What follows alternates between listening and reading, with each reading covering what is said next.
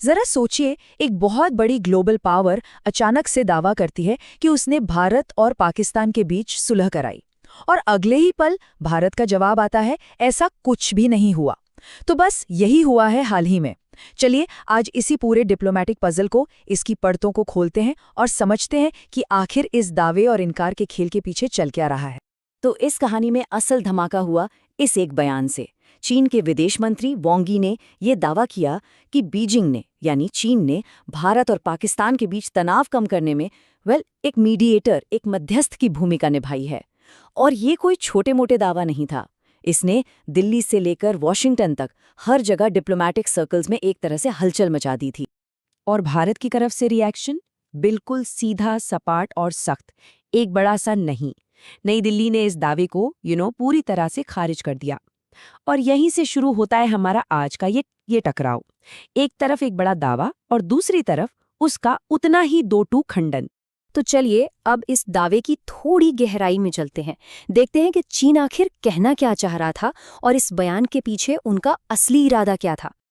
अब देखिए, चीन ने सिर्फ ये नहीं कहा कि हाँ हमने मध्यस्थता की, नहीं, उन्होंने इसे अपनी एक बहुत बड़ी कामयाबी की तरह पेश किया, जैसे वो दुनिया के सबसे मुश्किल मसले सुलझा रहे हैं। तो समझिए, ये बयान सिर्फ भारत पाकिस्तान के बारे में नहीं था, ये दुनिया को एक मैसेज देने की कोशिश थी कि देखो अब एक नया ग्लोबल रेफरी मैदान में आ गया है और उसका नाम है चीन। ओके, तो ये तो थी चीन की बात। अब आते हैं इस कहानी के दूसरे और मेरा मानना है उतने ही दमदार पहलू पर। चीन का बयान आया ही था और भारत का जवाब भी फौरन आ गया, एकदम तेज और बिल्कुल साफ। और यहाँ देखिए, ये मामला सिर्फ थोड़ी बहुत डिसएग्रीमेंट का नहीं है। ऐसा लग रहा है जैसे ये तो दो अलग अलग रियलिटी की बात हो रही है। सोच के देखिए, एक तरफ चीन कह रहा है हमने सुलह कराई, और दूसरी तरफ भारत का स्टैंड है कि नहीं, किसी तीसरी पार्टी की कोई जरूरत ही नहीं थी और नहीं है। तो ये सिर्फ एक डिप्लोमैटिक डिसएग्रीमेंट नहीं है, ये दो अलग अलग सच्चाइयों का आमने सामने का टकराव है। और अगर इसमें कोई शक बाकी भी था ना, तो विदेश मंत्रालय का ये ऑफिशियल बयान उसे पूरी तरह से सामने रख देता है।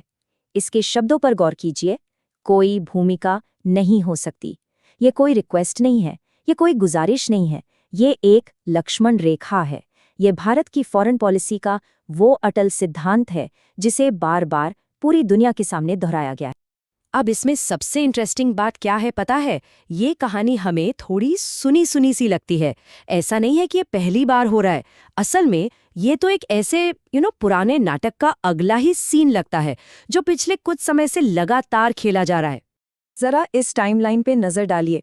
इसी साल की शुरुआत में अमेरिका के प्रेसिडेंट ट्रंप ने दावा किया था कि उनके एडमिनिस्ट्रेशन ने इस मसले में मध्यस्थता की, और भारत का जवाब, उन्होंने ट्रंप के इस दावे को पूरी तरह से खारिज कर दिया।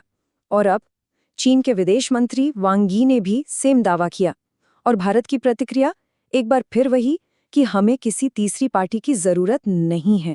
तो ये पैटर्न एक बात बिल्कुल साफ करता है, भारत के लिए ये अपनी सॉवरेनिटी, अपनी संप्रभुता का सवाल है, और इस पर वो कोई समझौता करने को तैयार नहीं, चाहे दावा करने वाला दुनिया का कोई भी ताकतवर देश क्यों ना हो। तो सवाल ये उठता है कि आखिर भारत हर बार इतनी सख्ती से क्यों मना कर देता है ना? मतलब किसी की मदद लेने में हर्जी क्या है? इस सवाल का जवाब एक शब्द में छिपा है, बायलैटरलिज्म, यानी द्विपक्षीयता। और ये शब्द भारत पाकिस्तान के रिश्तों को समझने की चाबी है।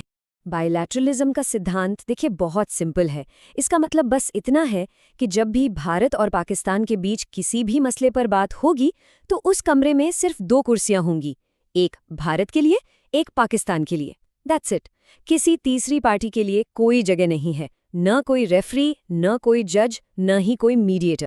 और ये पॉलिसी कोई नई नहीं है, ऐसा नहीं कि ये आज बनाई गई है। इसके पीछे इतिहास के कड़वे सबक हैं।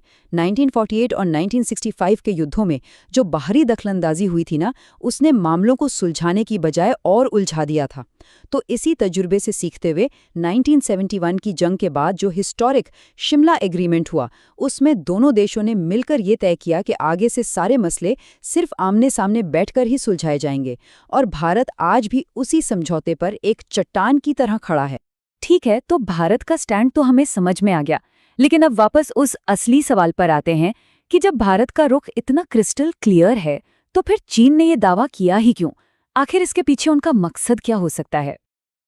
इसकी एक बहुत बड़ी वजह है चीन के ग्लोबल एम्बिशंस, उसकी वैश्विक महत्वाकांक्षाएं। चीन अब सिर्फ एक इकोनॉमिक पावर हाउस बनकर नहीं रहना चाहता, वो दुनिया को ये दिखाना चाहता है कि वो एक ग्लोबल सुपर पावर है जो अमेरिका की तरह बड़े बड़े इंटरनेशनल डिस्प्यूट्स को सुलझा सकता है। तो भारत पाकिस्तान जैसे कॉम्प्लेक्स इशू पर मीडिएशन का क्रेडिट लेना उसी बड़ी स्ट्रैटेजी का एक हिस्सा है, खुद को दुनिया के नए प्रॉब्लम सॉल्वर के तौर पर पेश करना। अब जरा ग्राउंड रियलिटी पर भी नजर डालते हैं, जो चीन के इस दावे पर कई गंभीर सवाल खड़े करती है।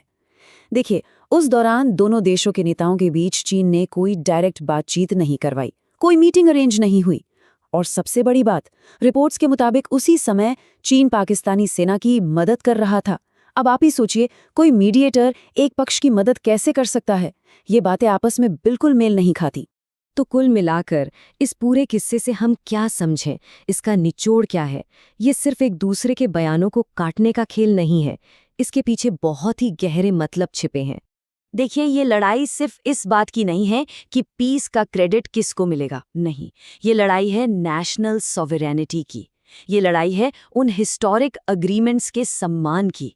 और सबसे बढ़कर ये ग्लोबल स्टेज पर बदलते हुए पावर बैलेंस की कहानी कहती है, जहां नई ताकतें अपनी जगह बनाने की कोशिश कर रही हैं और पुरानी ताकतें अपने सिद्धांतों पर अड़ी हुई हैं। और हम आपको इसी सवाल के साथ छोड़े जाते हैं कि आज की इस दुनिया में जहां हर बड़ा देश अपना नैरेटिव, अपनी कहानी गढ़ना चाहता है, वहां शांति की असली कहानी लिखने का हक आखिर किसको मिलता है? उसे जो वाकई में शांति करवाता है, या उसे जो शांति की कहानी को सबसे जोर से, सबसे प्रभावी ढंग से सुनाता है? सोचिएगा जरूर।